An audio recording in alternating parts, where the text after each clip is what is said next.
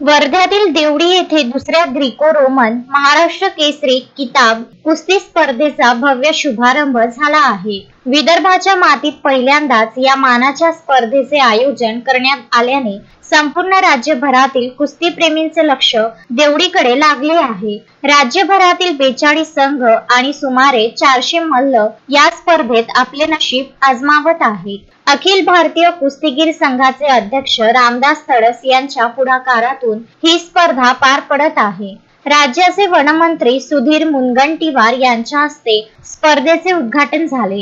यावेळी आमदार राजेश बकाने, समीर कुनावार आणि दादाराव केचे यांची प्रमुख उपस्थिती होती। या स्पर्धेचा अंतिम टप्पा असून विजेत्या मल्लांना 2 किलो चांदीची गदा देऊन सन्मानित करण्यात येणार आहे। ही लढत अत्यंत चुरशीची होण्याची शक्यता असून कुस्तीप्रेमींनी देवडीत मोठी गर्दी केली आहे। येथील विजेता संघ अखिल भारतीय स्पर्धेत सहभागी होईल, तर पुढील टप्प्यातील विजेत्यांना राष्ट्रकुल स्पर्धेत देशाचे प्रतिनिधित्व करण्याची संधी मिळेल, अशी माहिती रामदास तडस यांनी दिली। विदर्भात प्रथमच अशा प्रकारच्या ग्रीको रोमन शैलीतील कुस्त्यांचे आयोजन झाल्याने स्थानिक खेळाडूंमध्येही उत्साहाचे वातावरण आहे। या स्पर्धेच्या निमित्ताने महाराष्ट्राच्या कुस्ती क्षेत्रात नवे तारे मिळतील, अशी अपेक्षा व्यक्त केली जात आहे।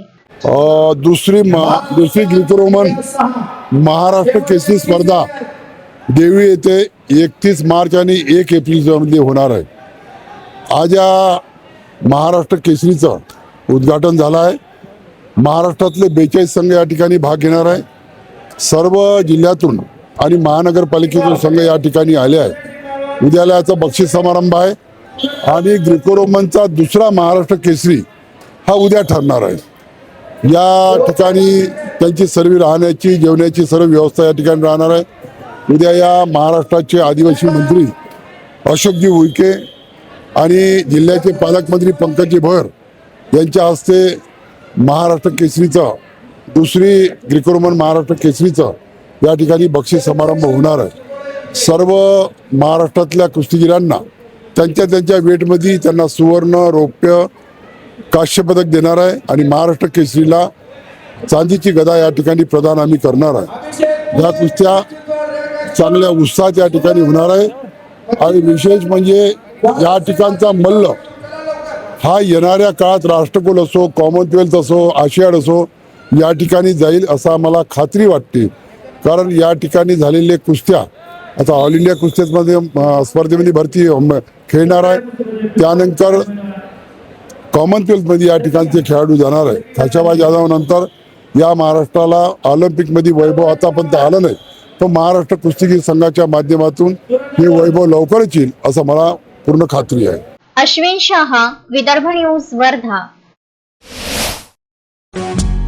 श्रद्धा फैमिली शॉपिंग में जाएंगे हम सभी, साड़ियों की नई डिजाइन देखो यहीं से लाएंगे। श्रद्धा फैमिली शॉपिंग में जाएंगे हम सभी, लेडीज जेंट्स बच्चों की हर फैशन लाएंगे सभी। फैशन के सफर में आप भी आगे ही आगे बढ़ते चलिए, क्योंकि बिजीलैंड का सबसे बड़ा आलीशान भव्य showroom Shraddha family shopping and mall, बिजीलैंड कॉम्प्लेक्स, नांदगांव पेठ, अमरावती।